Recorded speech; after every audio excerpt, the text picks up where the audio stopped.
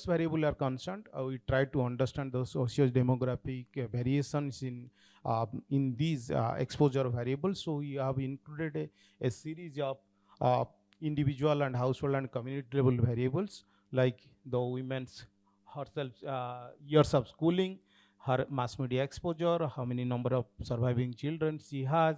Then of course at the household level we have used religion, caste, and for some of those household size, wealth quintile, place of residence, and region. We know India is a very vast country, so to understand the regional variations, we have kept region as one of the variable also.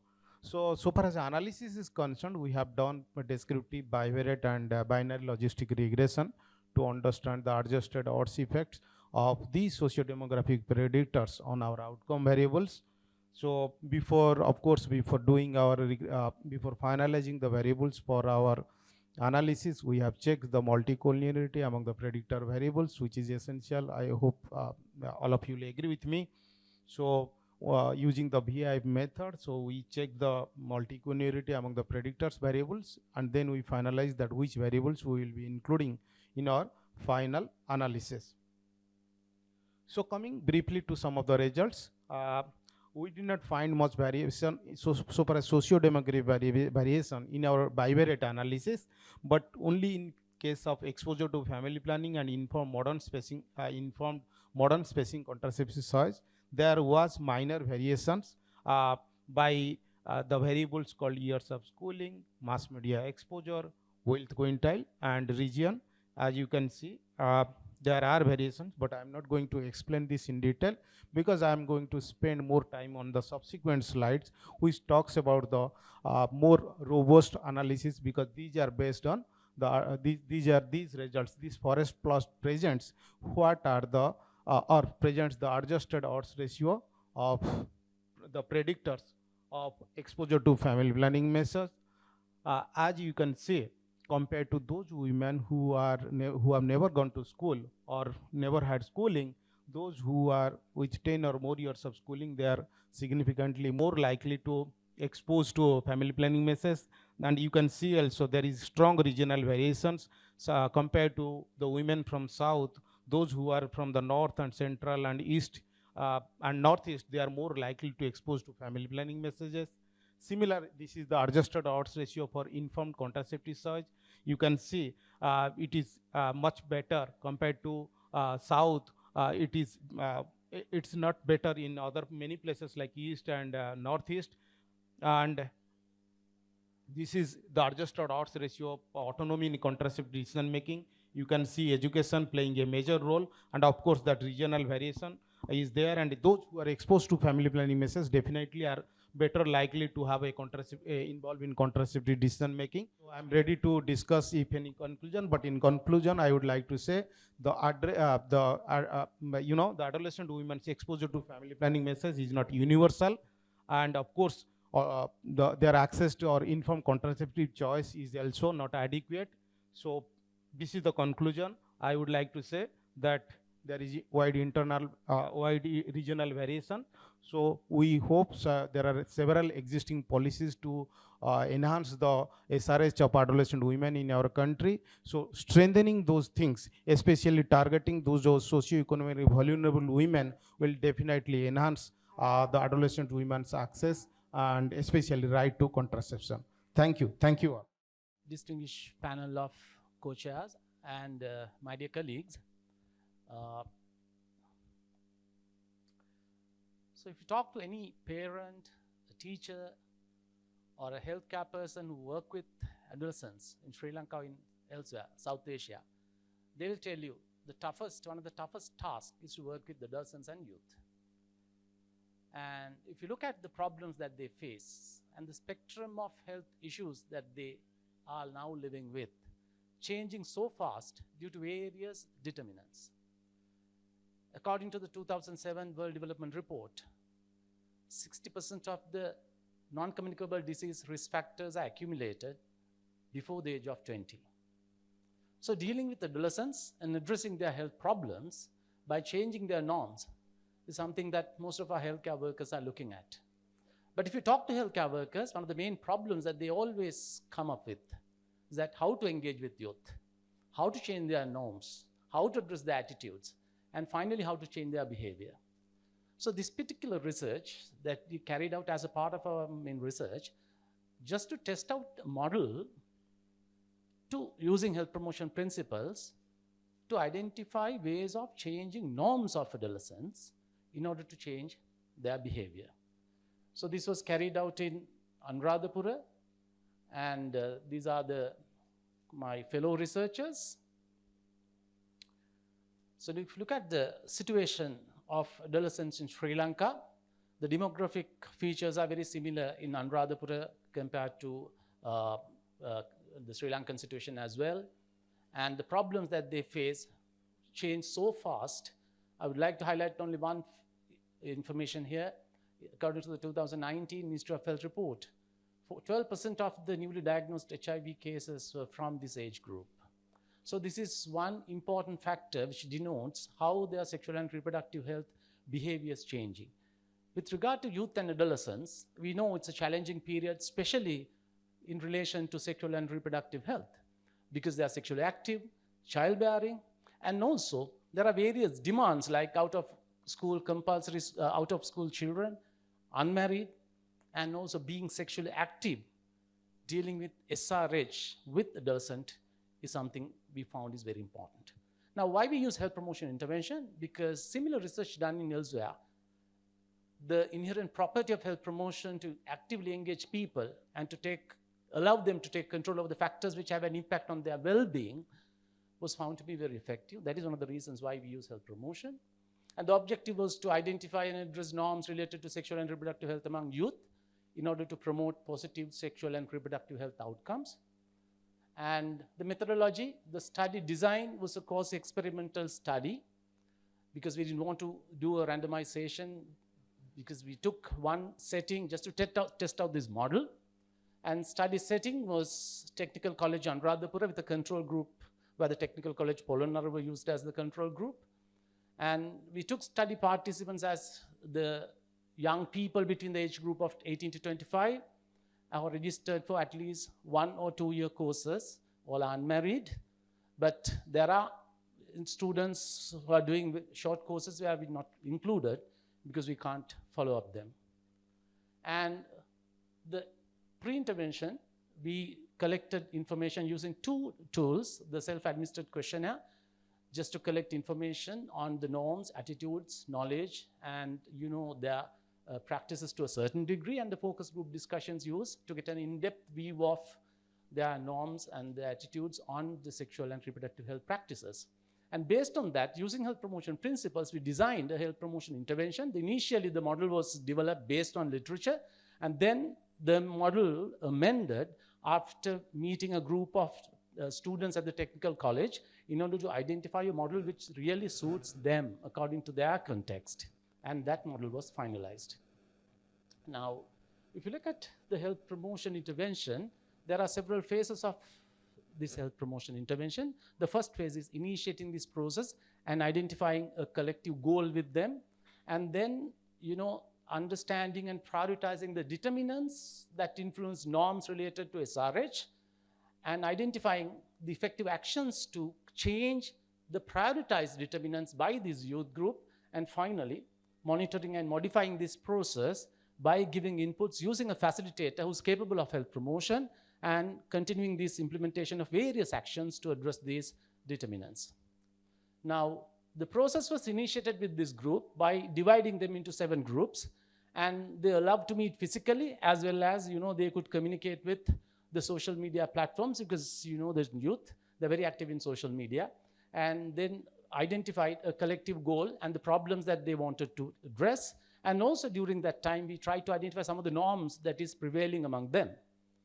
Then the determinants, during this phase, we use several simple tools to identify the list of determinants that they think are the ones which control their norms related to SRH. And finally, some of these determinants are prioritized. So 3 major determinants are finally identified, which they found to be impacting on the norms of SRH. 1, negative media influences, gender stereotyping, and lack of knowledge on SRH and various myths related to SRH. And the monitoring and modifying this process continued during a period of 6 months after initiating this process with the help of a facilitator. So implemented actions were mainly focusing on addressing these determinants. And you can see some of the actions carried out by students. Organizing committee as well as the FPA Sri Lanka as well as IPPF, and then the co-chair also for accommodating me to present some of my findings. So, I trust everyone will support me that teenage is a fragile group, and then we have to handle very carefully. And morning also we have seen that Dr. Iqbal quoted some DG WHO, and that is a very important future group, and we need to give full attention to this group. So having this in mind, my topic says effect of consanguineous marriage, child marriage and teenage pregnancy on pregnancy outcome. It's evidence from India. Like Dr. Manas, I am also using the NFHS NFHS 5. This is my objective. How this consanguineous marriage and child marriage and teenage pregnancy, which is contributing negatively to the delivery outcomes. So everyone knows that consanguineous marriage is also having many research studies shows that it has a negative impact on their child, maybe having the deformities while by birth, as well as child marriage. It's prevailing in most probably in Asia, South Asia, and especially in our India also we have child marriage, that is as per government rule less than 18 years of age. And then the teenage pregnancy. The moment they marry, the coital frequency is more, and then they tend to have the teenage pregnancy because they do not have more information how to use the condom or preventive measures, so they tend to have that pregnancy.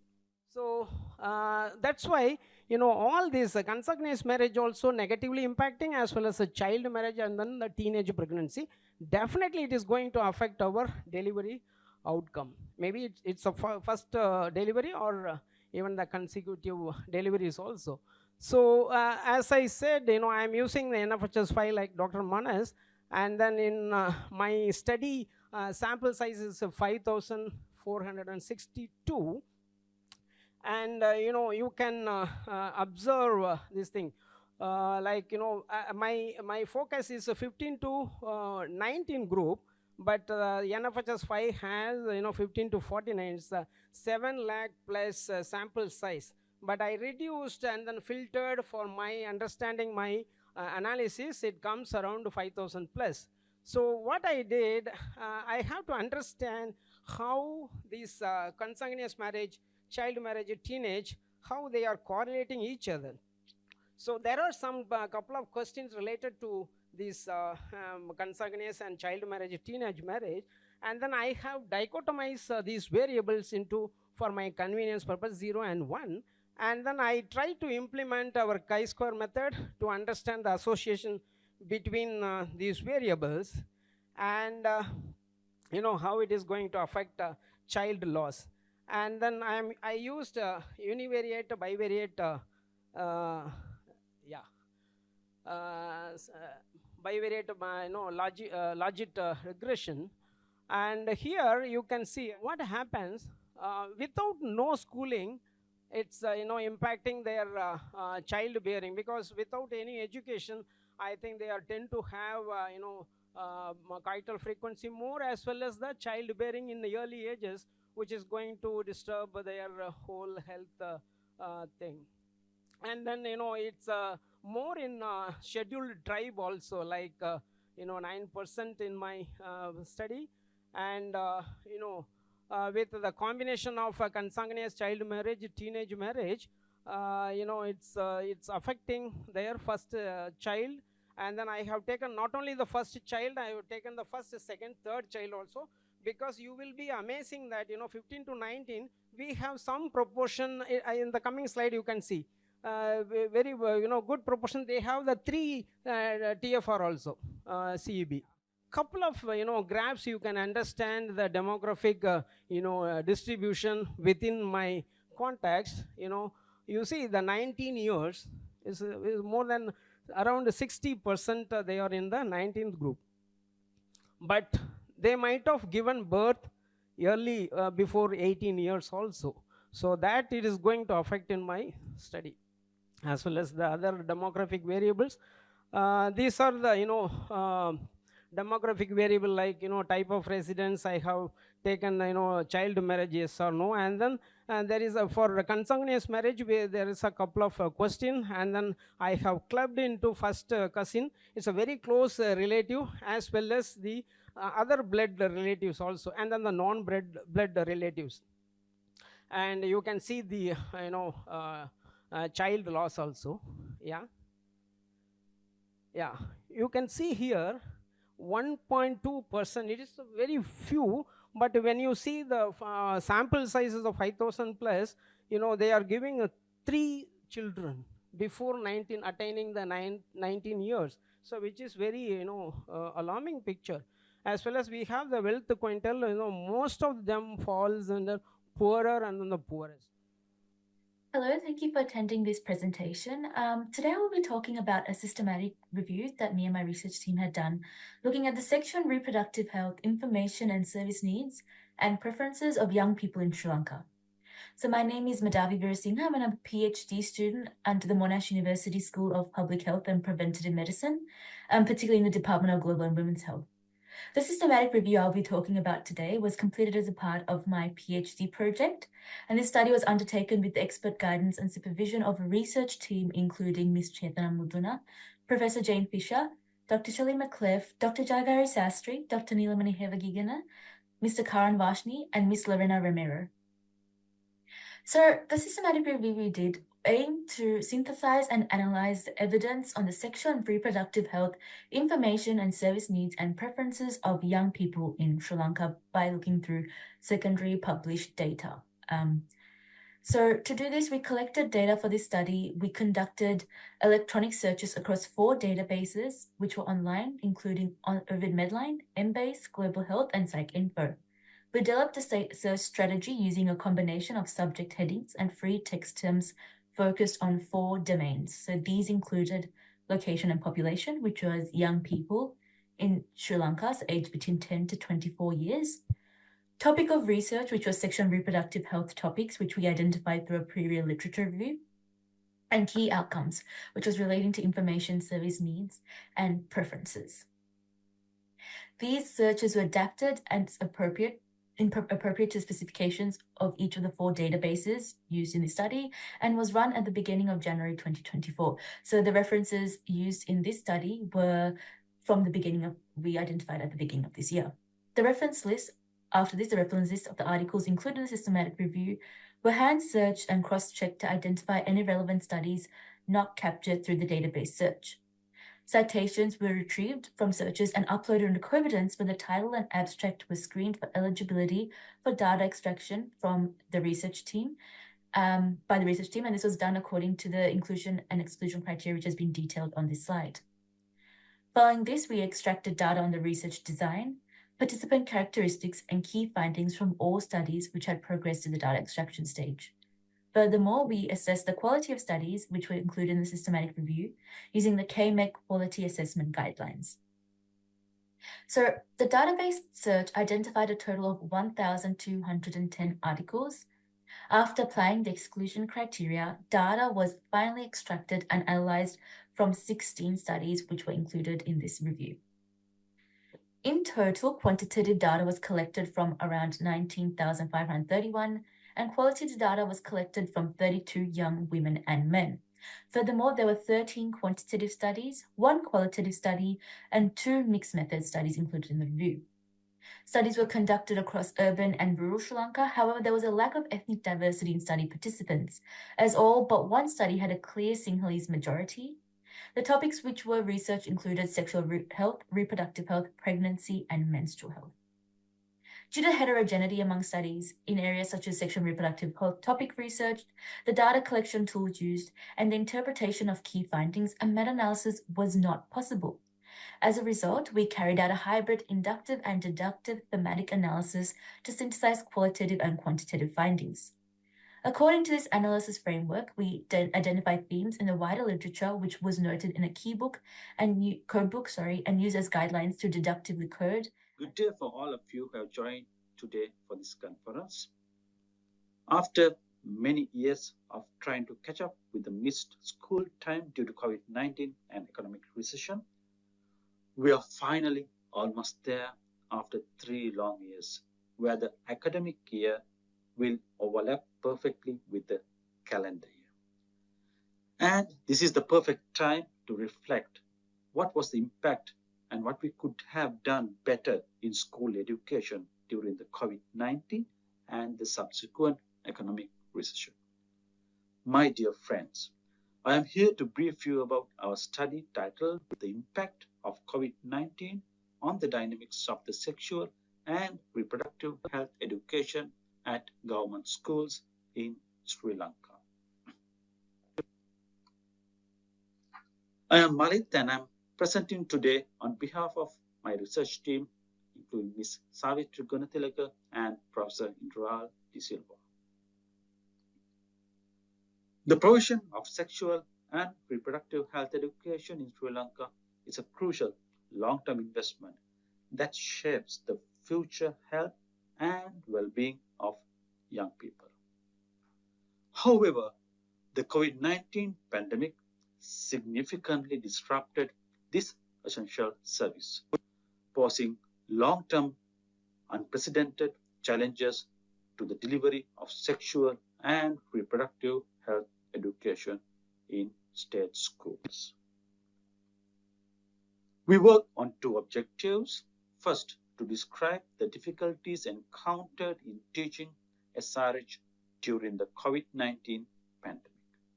Secondly, to assess the impact of the pandemic on the provision of the sexual and reproductive health knowledge in the schools. Moving on to the methods, this was a cross-sectional study using snowball technique to recruit teachers. We conducted this research online using a Google form, which was shared via email and social media applications.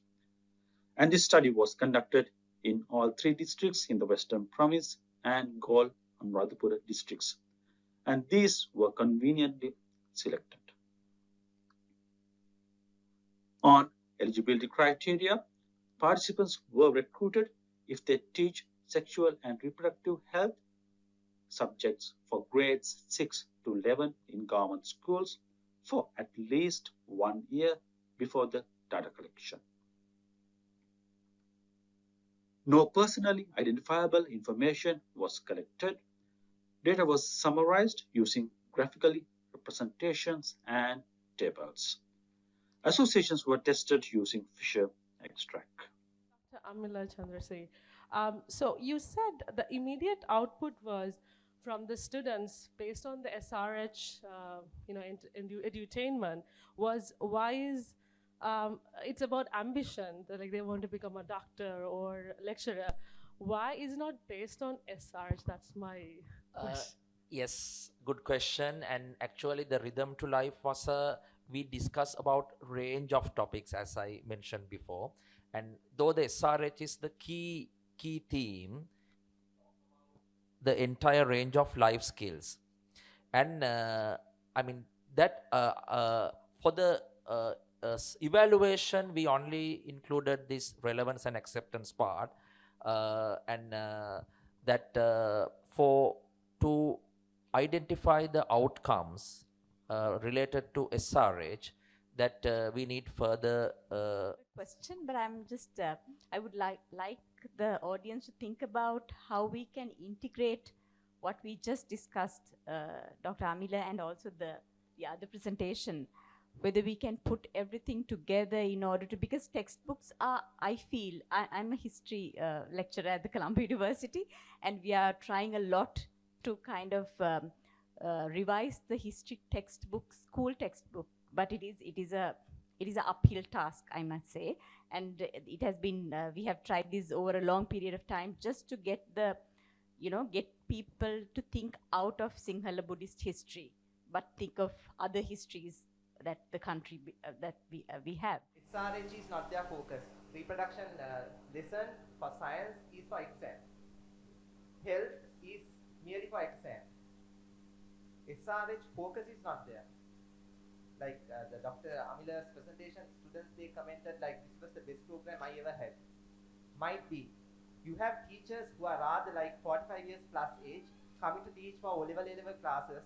The lesson on SRH or life health programs, the main focus on EPA. No.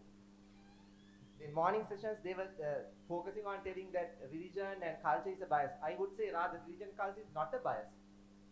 None of the religion says, all the religion will say kame hasiri vardava hasirima vardak nisa kame hasirima vardak kiyala I don't see. So give importance of reproductive. Fully agree with you. I think there should be to me we know what happened to this Hate Pota business, and it went to parliament, and who opposed it, and I mean they opposed because of they have some vested some conflict of interest with that, those are the institutions where the abuse is rampant. So anyway, I think there should be a good leadership, political leadership at the highest level, because it's a political decision as well. So usually if a government take a decision, then the opposition will start attacking, and so I think I hope at least the new government will take it seriously with a group of real professional advisors, and they let it happen rather than wait till the end of their term and trying to introduce something new, and then they will isn't it? So let's hope for the best, and this is a very good opportunity to start this conversation. Very good, very established, very well established school health program in Sri Lanka. So it is expected that the education and health ministries work together. But the problem is, like many people mentioned, there is no real collaboration. Initially, we are trying to start is to develop a joint team between the education and health officials in the southern province, and already we had 2 meetings to agree upon a common plan for the programs doing in schools, because we realized that many parties are coming and doing programs in schools.